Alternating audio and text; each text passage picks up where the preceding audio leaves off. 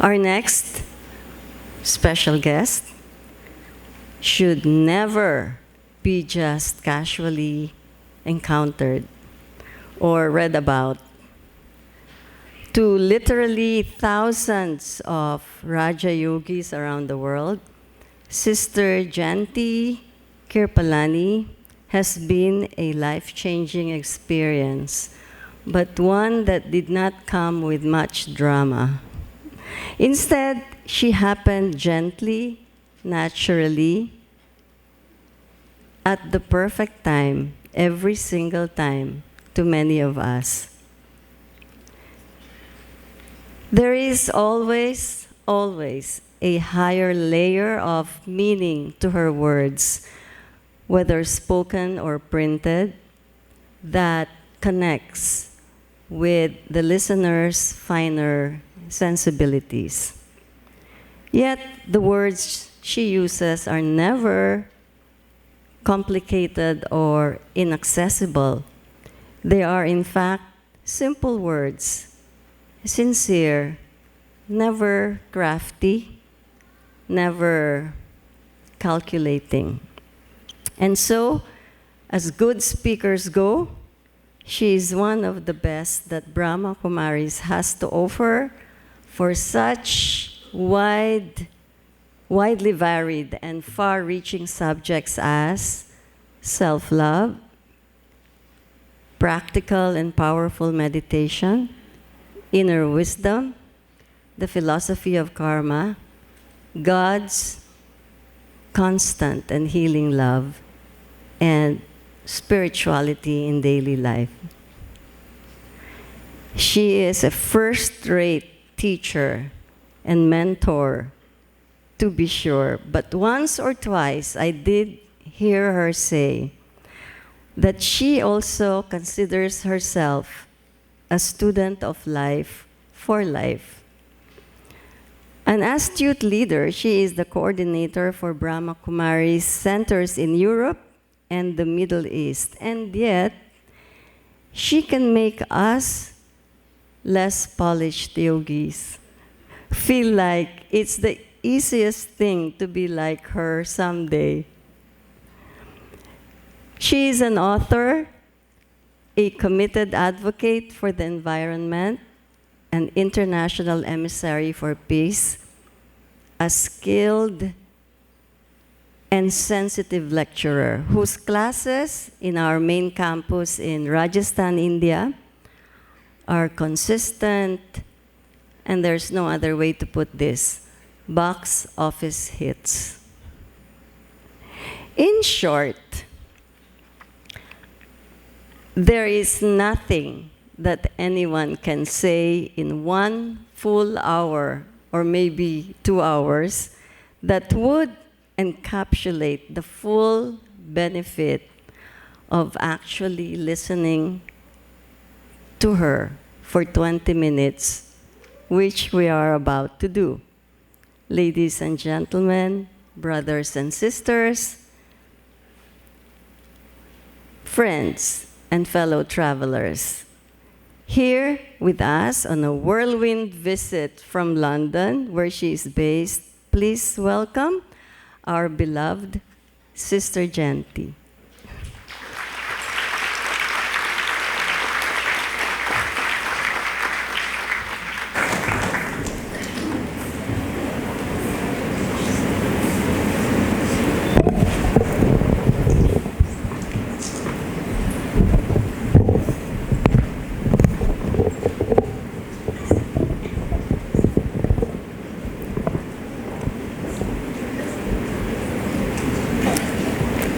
Om Shanti.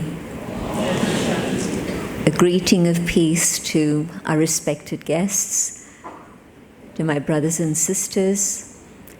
It's quite an amazing scene sitting here and seeing the whole hall absolutely packed with such wonderful people. So thank you for braving the rain and the storms and typhoons and coming here. I found the talk by Dr. Rene extremely valuable, and very beautiful because it confirms all the things that we've known of for millennia for Raj Yoga meditation. So thank you. A silent mind, is that possible? Can I make my mind silent? Maybe if I look at silence in another specific way.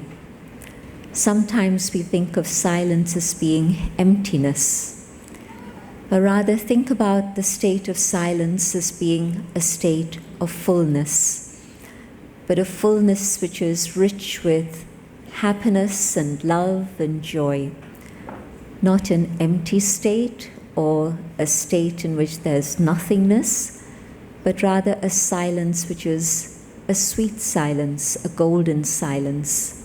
And yes, definitely, with just a little bit of training and meditation, it's possible to come to that experience of maybe at first just a moment of silence, but as you go on further, longer and longer stretches of silence. A simple way to put it is how when your mind is scattered in many different directions, you don't know which way to turn. And so there's a lot of overthinking, a lot of activity, and it causes a lot of stress. Maybe you've spent half an hour just sitting and thinking, and you're exhausted. And people will say to you, but you did nothing. Well, you did. You did a lot of work, and it was all up here. There was nothing to show for it, but it was a lot going on here. So rather than that state in which the mind is active and overactive and not really very productive or creative, is it possible to slow down the mind and allow the mind to have very specific, very pure, very uplifting, elevated thoughts? Yes, it is. We've all experienced it from time to time in our lives. And meditation is simply being totally aware and doing it in a very conscious way.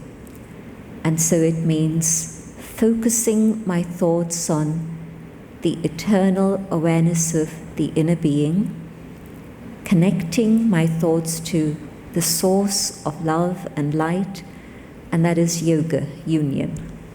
Everybody's heard this word yoga, and you know that it means union, but very often it's been interpreted as the union in terms of the physical body. But in fact, yoga is the union of the self with the divine, with the supreme. And that's why it's called Raj Yoga, the kingly yoga, the royal yoga, the highest yoga. At some point in the slides, I was watching the statement about the achievements that can happen through meditation. And yes, definitely, that state in which I become the master of my own thoughts, the master of even my feelings and emotions, the master of my habits. Possible? Think about the time that you tried to change a habit. When was it? Was it New Year's Day? Maybe it was more recently than that. But there's a habit that's really bothering you. And more than that, maybe it's a habit that's bothering others around you. And you try very hard to change it. Have you been successful? Or maybe you have. Congratulations. But maybe you've tried once, given up, tried again and again and again, and finally said, well, I don't think this is going to work. I'll just take it as it is, and it'll be with me till the end of my days. And so habits are not so easy to change. Whether it's a habit I've had for a few years or a habit that I've had since forever. As long as I can remember, I've had this particular habit. But meditation and the power that we're able to draw from the divine, spiritual power, not external power, but that spiritual power is able to help us make the change and bring about transformation in a very natural way without any force or any external pressure being applied, or even internal pressure. just the thought, I want to change, and the power comes through meditation, and the change begins to happen naturally. And this is the story of multi-thousands of people. I don't dare to say millions, but maybe it is. But certainly I know of many, many thousands of people who've gone through changes in a very positive direction, just simply through a few days or a few weeks of starting to meditate. So that state in which we're caught up in which the mind is racing, I'm changing that to a state in which now I am the master of my thoughts. And so my thoughts are flowing in a very regulated way. Not that there's no spontaneity. Yes, there is. There's a huge amount of creativity. But the mind is becoming calmer, more powerful, and it's definitely then developing the capacity to be able to do what it needs to do. And at a time when I'd like my mind just simply to concentrate and focus on one aspect of anything, I can do it. And so it's not just to sit and watch your navel. I've never done that, and I don't think I will. But it's definitely to sit and watch, like my brother was saying, your thoughts, but further, to be able to go inside and see your own inner world and be the eternal being that you truly are. And so yes, it's possible to come to a state in which the mind is silent, it's quiet.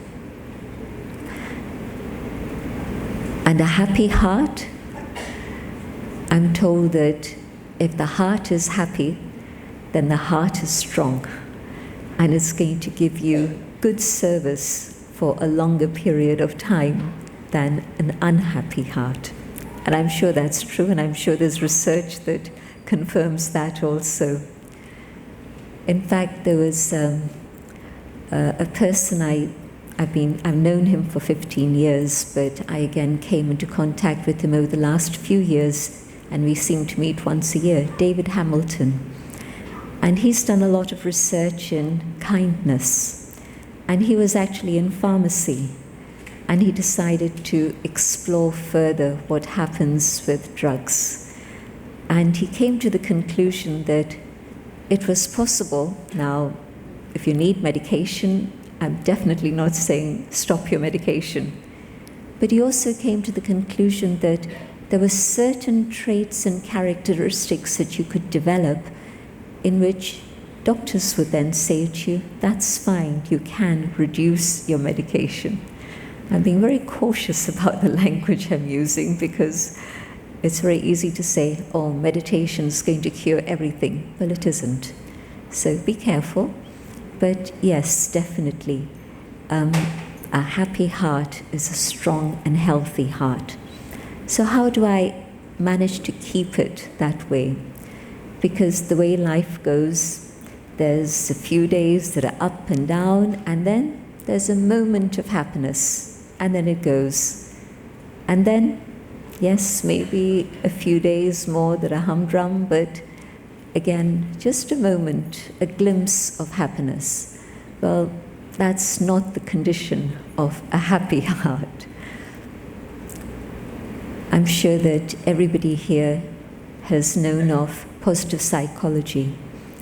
And a person who'd won the Templeton Prize for Psychology was with me a few years ago. And she had some very interesting things to share. And she said that, yes, definitely, positive thoughts and feelings create a person who's balanced, who's healthy, who's strong, and is making a positive contribution to the world, to the family, to the country. Many, many positive things about the positive feelings that we can experience and their result in daily life. But she had something very specific to add. There is one thing that they've discovered that allows positive feelings to be created and nurtured and sustained continually.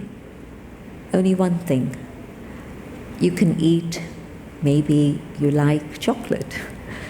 And yes, definitely chocolate has something that gives you a kick and makes you feel well. But for how long? And how much chocolate? A little piece? Maybe a bigger piece? Okay, be greedy, have a bit more. Maybe even have a whole bar. Dangerous. Probably you won't feel better by the end of having a whole bar. Probably you'll be feeling not so comfortable at all. And so, yes, there are things that can temporarily give us that good feeling factor, but continue with that, and there's a cut-off point, and it goes in the reverse direction, and it has adverse impact in different ways. But the one thing that allows the creation, the nurture, and sustenance of positive feelings and well-being, no surprise, meditation. And for me, of course, my experience is with Raj Yoga meditation. And definitely that's the case. What's happening in meditation is that I spoke about going into your own inner world and discovering what is there deep down within you. Well, there are actually treasures that we carry within ourselves.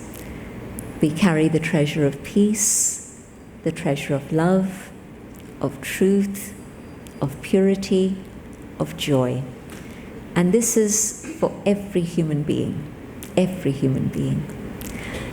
And so when I go deeper and deeper within myself, yes, there are things that I encounter along the way, a few jungles to deal with, a few storms to encounter, but they all come to teach me something more, something more, something more.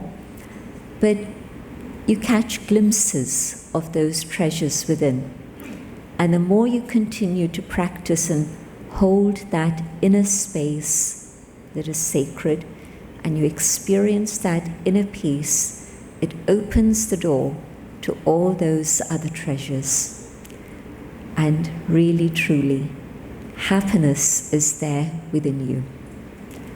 Categorically, you don't need to buy happiness. You can't, in fact. You don't need to go searching for love out there. You can find it within. And when you find it within, what you do is start sharing it. And the sharing isn't exclusive for one or two or four, it's inclusive. And when you're able to share that, what is it that comes back to you? It's a huge amount of love that comes back in return. And so you're giving happiness, and you receive blessings and much, much more happiness than you'd ever imagined possible. You're giving love, and it multiplies, and it comes back in return to you. And so as you start exploring those treasures and start using them in your life, so meditation isn't separate from life. Meditation's actually very much part of life. And apart from the term Raj Yoga, we actually also use the term Karma Yoga. Yoga, again the same word, that union, but now yoga in action. As I speak, is it possible to be in yoga? Yes, absolutely. Connected to myself, connected to the one above, and connected to all of you. Absolutely. And so as I do anything else, you're driving. And yes, your eyes are focused, and all the mechanics are working, and all the responses are fine. But instead of listening to the radio and hearing bad news, which usually it is, or other things, can I at that moment just let my thoughts move in the inner direction, and just let my thoughts go inwards and upwards, and they're being expressed outwards also. And so whatever it is I do, it can be in a higher state of consciousness. Today when I see people walking along the road, most times I'm seeing them with things plugged into their ears. And of course, there's a little device, a gadget that they've got in their pocket or their bag. And I'm just aware that we are not giving ourselves any space in here at all. You know, the normal moments of peace that we used to have, used to awaken and have a few moments of prayer, or used to have time to just sit and have a cup of tea and reflect. Well, something went wrong with our lives, and first thing you do when you wake up very often is check your gadget. What are the messages that have accumulated through the night? And you're connected with the world, and so someone was awake, someone was asleep, and so there's communications happening day and night all the time. And it's keeping us occupied day and night also. And so early morning, one suggestion, if you want to silence mind, don't switch on your mobile. Do it after you've given yourself some time for yourself, some time with your family, and maybe even after you've had a chance to have some reflection, some spiritual study. And then you're setting yourself up for the day in the right way. And so our attention being focused out there and being filled with so many distractions means we've lost touch with ourselves. And as a result of that, where is peace? I think I can find it out there somewhere, but very rarely can I do that. Where is love? I think somebody else has to give it to me, instead of the other way, thinking that I have to start and give, and it's going to come back automatically. It's become a world in which we're wanting to take from outside, whether it's things, whether it's people, whether it's countries, whatever it may be. But meditation goes the other way. Meditation tells me to go inwards, and meditation gives me the ability to find those treasures, but also through the connection with the divine, to be constantly able to fill myself and recharge my own inner battery, but also recharge my cup so that the cup can overflow with happiness and love and joy. And so it's a very natural way in which we can learn to meditate, just changing the direction of thinking from here and there to go in and up. And it's something that a child can learn, something a very mature elderly person can learn, and everyone in between also, because it's something useful for every human individual, every person. And so a happy heart means to be able to find that happiness within, which makes you completely free. You're not dependent on anyone or anything. And yes, you're not cutting yourself off from anyone. You're very much engaged, you're very much with others, and maybe even able to accomplish a lot more than you did before. That's a fact.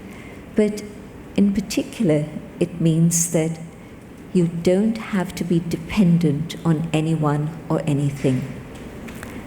I think it was in the year 2000, I was at a conference, a UN conference in Geneva on social development, and a person from WHO said, the fastest growing illness in the world is mental illness. And that was 2000. And today we are seeing confirmation of those statistics. Not just in one country or one part of the world, but it's a universal issue, it's worldwide. And I think the main reason is this whole situation of disconnecting. We become so focused on our external identity and the external world and the physical aspects of life, the materialistic, consumer aspects of life, that we've forgotten to give ourselves the time and space to go inside. And so the remedy is actually not so difficult. The remedy is to start connecting with the self and being able to go on that inner journey How does that inner journey begin? For me, it was curiosity. Literally, it was curiosity. I had time in India. I'd been brought up in England and then visiting India on holiday. But there was a space when I had a few months, and that space then made me aware that it's time to go on another journey. And starting that journey with curiosity, I discovered a path that I want to continue with till the end of my days. For some, it's a critical situation. Maybe it's health, maybe it's relationship breakdown, maybe it's financial challenges, whatever it is, but there's some sort of crisis, and that brings you to a point where you say, well, is there something I'm missing? Something that I need to look at? And people discover that they haven't been looking inside, and they begin their journey and go within. And of course, that means that they have a greater capacity to deal with physical illness. It's not a promise that all your illnesses will go away, but it'll develop capacity to deal with it in a way that's more comfortable for you and your family. But also, yes, it'll definitely heal relationships, because meditation heals your heart, and the healing of the heart means then you're a better person to live with, and a better person to work with, and a happier person that can generate happiness in others too. The subject is a huge one, and I've just given you a sense of a very brief introduction about it. But I also want to say that one of the basic things that we are seeing that is a cause for many, many problems in the world is a loss of values. A simple example. As a child growing up in London, my father would say to me, "My word is my bond." And if I were to shake hands with somebody over a deal, that's it. We know that it's done. And that was just when I was a child, so that's like 60 years ago. But today, you not only have to have everything in a contract in writing, you have to make sure you read all the small print, and even then it's not a guarantee. That's just one little example. But you can see how the basic values of humanity have been forgotten, and going on the inner journey, whichever sort of journey you wish to undertake, whether it's mindfulness, whether it's prayer, whether it's reflection, whether it's Raj Yoga meditation, whatever it may be. But that brings you back in touch with your own inner core values. And as we start connecting with those and living a life based on those, my vision for the future is definitely silent minds and happy hearts and a better world for all of us to enjoy and share together. But we have to create it within, then together we can create such a world out there also. Just as whatever's happening within the brain is available for renewal, the brain is plastic, it's good news. Same thing for the world. The world doesn't have to be a dark place, it doesn't have to be a place of hopelessness, but it's the right place for us to be. It's the only place in space, outer space, that tells us that there's life here, human life in particular, supported by precious water and air and all the elements that nature has provided. And so it's a precious world, and we can be the instruments to renew it and to make it the world that we would like to have. Mahatma Gandhi said something very beautiful: be the change you would like to see happen in the world, and it's possible. Thank you. Om Shanti.